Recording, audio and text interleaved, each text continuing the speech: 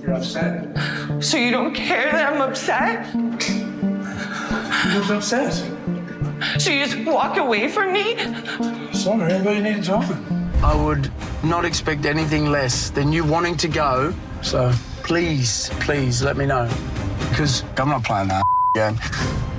For as quickly as things heated up between Elise and Joshua, they're now unravelling. Joshua is the kind of guy that doesn't seem to like confrontation, but Elise, well, she loves it and she's giving him plenty of it. Now, when you combine that with all of her trust issues, well, this relationship seems to be headed for the rocks faster than Joshua's stolen boat. So, let's rewind to the start and pick up with Elise at their apartment where she's having a bit of a meltdown because Josh wasn't home when she woke up. And I asked him where he was, and Joshua said, I'll be back soon, like XX. And I was like, oh, enjoy Nats. And he like hearted the message. So I'm like, what the does that mean? That means, Elise, that when you send a snarky message, you might not like the response back. Now, I do kind of get why she feels a little off balance. Like, it was only the previous day that Joshua unexpectedly dropped the bomb on her that he'd been living with his female friend, Nat. Given that Elise's meeting with Nat last night didn't go too well, given that she doesn't like the idea that Josh is apparently financially dependent on Nat, at least in her eyes, Elise is now really beginning to spiral.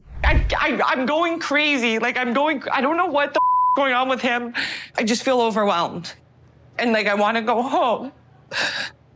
So waking up and finding out that he'd gone without so much as a note or a text message had her feeling all alone. She immediately put two and two together and decided he must be at Nat's house. But all of her assumptions, whether grounded in truth or not, are causing real harm to her relationship. Like, as Elise is freaking out, Josh returns home, walks in, gives her one look, and then walks off again. Like, he's clearly not in a mood to deal with her and her bullshit right now. But this only triggers Elise even more. She follows him and demands to know why he just left again.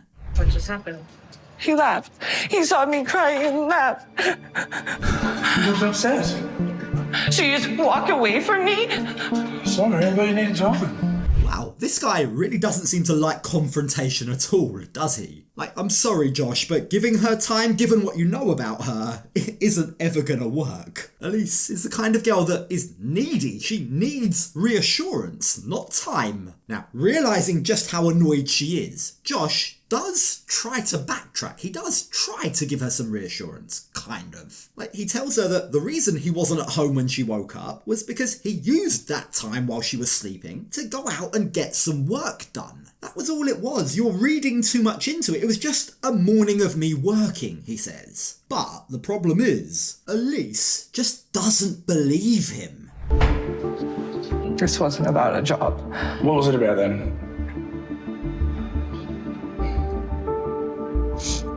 Now, whether he was really at work or whether this was just a good opportunity for him to get away from Elise for a few hours, we'll never know. But I do think it's highly likely that after everything that happened last night, after everything we're beginning to see about Josh and his personality, he was probably trying to avoid all of Elise's awkward questions about Nat. But if that was indeed the case, his plan didn't exactly work out for him. In fact, if anything, it's just backfired. Like, as they go back inside, Elise and her one-track mind once again asks him directly if he was just with Nat. And once again, Josh denies it. I had work to do. They want me to drive a boat that I sold from our marina to get lifted up, put on a truck and sent to Perth. Forget everything about Nat. That in itself sounds like the most unbelievable thing that he's said today. You mean to tell me he stole and then crashed a boat not that long ago, and yet someone still trusts him to drive a boat? Wow, they must have a lot more money than sense, you imagine. Now, Josh does say that because this was a rushed job, because the client wanted it done within the next few days, Josh refused because he didn't want to take time away from Elise. So instead, he this morning swung by to meet them and drop off their boat keys. But, and here's the thing, the way that he explains this, the way that he explains how he refused the job because of Elise, makes it seem like he's acting as if he's just made some kind of major sacrifice on her behalf. Now, the truth is, I don't know whether he has enough goodwill with his bosses to be able to pick and choose his jobs like this. But if he doesn't, well, that's on him. It's his fault for already being on thin ice at work. That's not because of Elise, and as far as Elise is concerned, she just isn't sure what to believe about any of this. I am falling for Josh, and I want this to work. But he's given me reasons not to trust him because he's lied to me about living with Nat. Look, the truth is, whether or not there really is something going on between Josh and Nat, and my gut tells me there probably isn't, but whatever the case, if Elise doesn't trust him, well, that's his own fault. Like, you can't blame her for having questions. This is a guy that only came clean and revealed his true living situation after Elise had spent time, money and flown halfway around the world to be with him. Like, he should have been honest with her from the very start, over the phone, but he didn't. And that is why Elise has all of these concerns now. I mean, Elise isn't wrong for wondering what else he might be hiding from her. Now, as it turns out, Josh does have a plan for trying to get back into Elise's good books. You see, today, he's arranged for the two of them to have a fun activity together. They're about to have a surfing lesson. I think it'll be a good reset for us to, get in the water, do something active, taking our mind off the last night and Nat and me living with her and Elise freaking out this morning. It's hardly a good sign that already, 2 or 3 days into meeting each other in person, their relationship already needs a reset. But his plan does kind of seem to work. The surfing lesson does help to smooth things over, for the time being at least. While surfing might not exactly be Elise's thing, she does have fun. And by the time they're done, some of this morning's tension has disappeared. So after the beach, the pair head off to go and get something to eat. But again, there's a problem. Josh shows he's not exactly the best at listening to her. You won't try any fish? No. Okay. Well, I told you I don't like fish and you brought me to a fish place. What's chicken schnitzel? chicken snitty. Oh, What? should get that. Thankfully, the place does have some other options for Elise, some non-fish options, and for what it's worth, the food looks good, even if it is a little bit messy to eat. It's probably a good thing that they're eating outside. So, despite the way it started, despite all of the little hiccups, overall, the day has gone quite well. It has, once again, helped for them to feel closer to one another. I wish you could stay longer. Longer? We still got another, 8 days? I already don't want you to leave. I don't want to leave either. I'm good, I'm glad. What a difference a day makes, right? That's quite the change from this morning when Elise said that she just wants to go home. Now, while they might be both feeling better, that doesn't mean that all of their problems have magically disappeared. Sensing an opportunity here, given that both of them are now calm and rational, Elise raises with Josh all the things that she wants to talk about. Things that are playing on her mind and giving her cause for concern about their future. Your life's unstable. There's so many question marks. Where are you gonna live? The job situation, everything. It just scares me. Joshua admits that, yeah, there are some problems. But, he says, there are very good reasons why this year has been so difficult for me. Now, he goes on to reveal, for the first time, although Elise seems to have already known about this, but he tells us for the first time, that he is a dad. But he's not able to see his son as much as he'd like. You see, his son and his ex have moved quite far away from him, an hour and a half by plane, he says. And the fact that he can no longer see his little boy as much as he'd like, has really affected him. I started to spiral a bit and going out a lot to take my mind off things. But I know I need to make a change and calm down. And I've been working on myself, so Elise has nothing to worry about.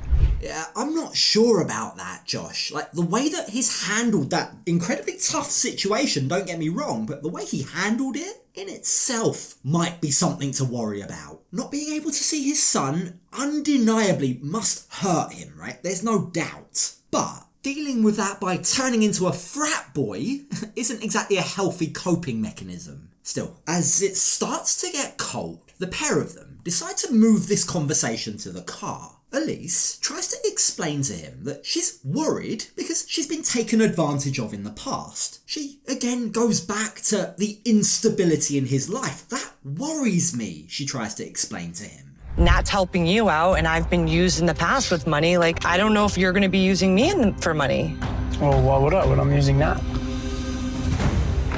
Josh is getting pretty defensive, but at the same time, it can't exactly be fun being accused by your girlfriend of taking advantage of your friend. Like, he says to Elise that he's sick and tired of her going on about the same issue over and over again. Now, that in itself also isn't entirely fair either. Like, he only told her that he was living with Nat yesterday, and since then, he's tried every tactic in the book to try and avoid having this conversation. Like, he dismisses all of Elise's concerns, not only about Nat, but also about his work situation, the fact that he has a warning at work. There's no issue there, he says. You're reading too much into it. I still have a job. And while that may be the case for now, what would happen if you were to lose your job? Elise asks. Well, how would I use you? What if I don't know, if you don't have a job. What have I made you pay for when you've been here? It doesn't matter. I'm just... Okay. Well, that's stupid. Look, while Elise has only been in Australia for a couple of days, right, while there hasn't really been that much opportunity for her to have to pay for anything, at the same time, she needs to judge him on his merits, on his behaviour, what she sees, rather than based on her own past trauma. Does Josh have a lot of red flags? Yes, undeniably. But is he a user? Is he only with her for her money? That is a very different question altogether, one that we've seen no evidence of, despite what Elise is worried about. Like, the fact that he might lose his job doesn't automatically equate to him using her. That isn't a fair assumption to make. And all of Elise's accusations are really starting to grate on Josh. I would not expect anything less than you wanting to go. So please let me know. Because I'm not playing that again. Yeah, this is not how they wanted this day to end. And when we join them the next morning, we learn that they slept in separate rooms last night and they didn't talk. Now, once again, for the second morning in a row, Josh heads out, this time to work out with Chris, and Elise is once again left alone in the apartment. But instead of crying on her own, this time she decides to head out too. She's hoping a change of scenery might help her to think everything through. I'm looking for stability, and right now his life is completely unstable. And that scares me to death because I've been here before. So it turns out Elise does have some major life trauma. At 19 years of age, she met the guy she still calls the love of her life. I was deeply in love, she says. I changed my whole life to be with him. We moved to Florida. We got engaged. I was dreaming of a future with him, with babies, a life together forever. But then, suddenly, everything changed. My life was completely shattered. Like, completely shattered, and he was gone. He passed away. From struggles that I had no idea about. Yeah, no doubt that must have been a horrific experience for her to go through. And not only did that experience leave her with terrible grief, but because this guy was also hiding things from her, it also destroyed her trust in men as well. Now, feeling vulnerable in this moment, Elise turns to the people that she trusts the most, her parents. When she jumps on a call with them, she reveals everything. She tells them all about Josh's lies, all about Nat, and how worried she is about that whole situation. I'm not jealous of her. I don't think there's sexual chemistry. What I am pissed about is that there's an emotional connection. There's something going on. Surprisingly, especially given how worried her parents were about her before she went to Australia, they give their daughter some very good advice. They urge her to think things through rationally. You have a habit of this, Elise, they say. That's so you. You always seem to look for the negatives in your relationships, and you really need to stop doing that. Like, while I was here half expecting them to tell her to get on the next plane home, in actual fact, they've pinpointed the problem, they know their daughter well enough to know what she's like, and they really are being a voice of reason here. I think you should slow your roll and discover more and judge less. You know what you're going to do is push him back. He's not going to even want to open up or tell you his thoughts. Her parents tell her to stop interrogating or accusing Josh and instead get to just know him. It's great advice, but unfortunately, I don't know if Elise is going to take it to heart. You see, she still believes, her gut tells her, she says, that there is still something not quite right here. And while she's here left questioning the relationship, as it turns out, she isn't the only one. Joshua also doesn't like how things are going. He is sick of being attacked. Elise is poking and prodding and refusing to believe me. No matter what I say, it's never enough. I don't want to be in a relationship like that. So we've got a guy who seems to hate confrontation and a woman who's hell-bent on getting to the truth, no matter what. Like, that seems to be quite a combustible combination. I'm not sure that's a particularly healthy mix. I don't think it leads to a happily ever after here. Do you? Right now, as things stand, it seems like only a matter of time before everything explodes again. And the problem is, their relationship doesn't really seem strong enough to be able to survive that.